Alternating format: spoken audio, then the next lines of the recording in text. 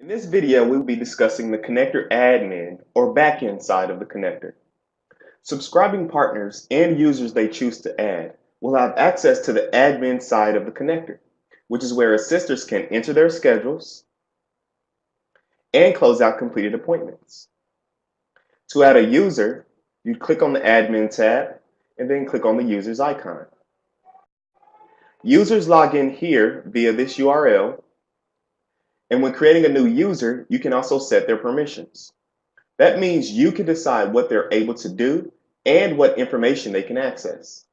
Depending on their user permissions, they can create schedules that are publicly visible to consumers, modify existing consumer appointment data, and export their activity into reports for federal or grant purposes. There's also an FAQ on the home page as we scroll down here, as well as clickable links that take you to additional information.